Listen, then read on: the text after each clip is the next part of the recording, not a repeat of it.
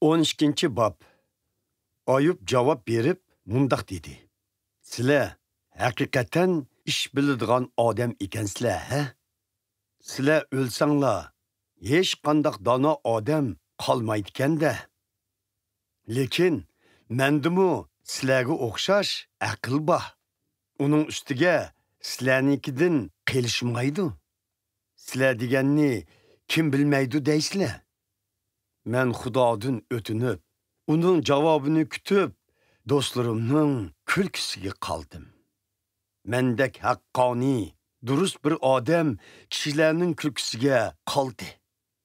Rohat, farog'atda yashayotgan kishilar, qiyinchilikda yashayotgan kishilarni mansitmaydi.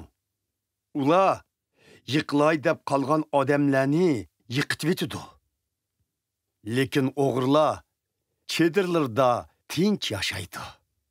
Xudoning kishiga tekkanlar xotirjamlikda yashaydi.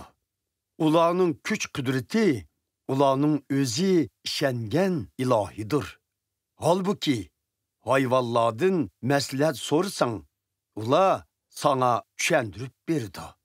Uchar qanotlardan so'rasang, ular sana aytib berdi. Zeminga murojaat qilsang, zemin sana tushuntirib berdi. Yoki dengizdagi baliqlardan so'rasang, ular sana aytib berdi. Ularning ichida qaysi birisi o'zlarini Parvardigorning yaratganligini bilmaydi. Barliq hayotlik uning ilkididir. İnsanning tiniqimi buningdan mustasno emasdir. Til taomning ta'mini tetigandek, ajaba quloqmi so'zlarni farqlandirmamdi. Yaşanganlar aql farosatlik, uzun ömür ko'rganlar bilimlik bo'lar.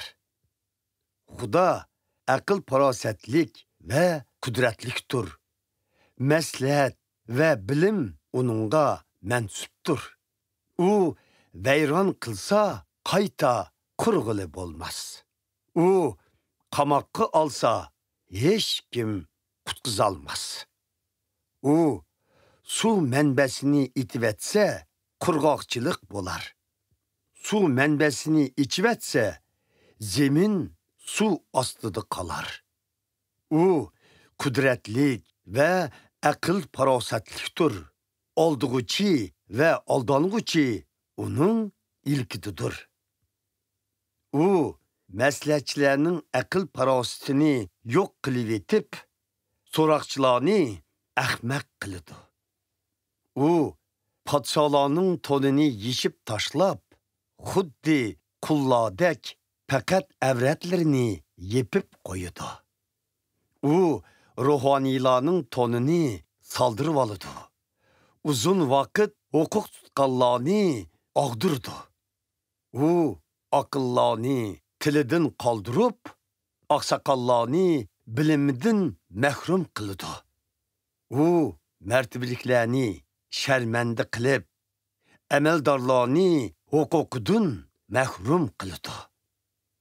U qorong'ulikdagi sirlarni oshkora qilib, zavol bosgan qorong'ulikni yoritadi. U ellarni gullandirdi ham zavol topqizadi. Ularni kengaytidi ham kichivitidi. U elning yetakchilarini aqlidan mahrum qilib, ularni cho'l bayovonda ozdirib, sarson qiladi. Ular nursiz qorong'ulikda timisqilab mang'idi. Xuddi mas odamlardek daldanshiydi.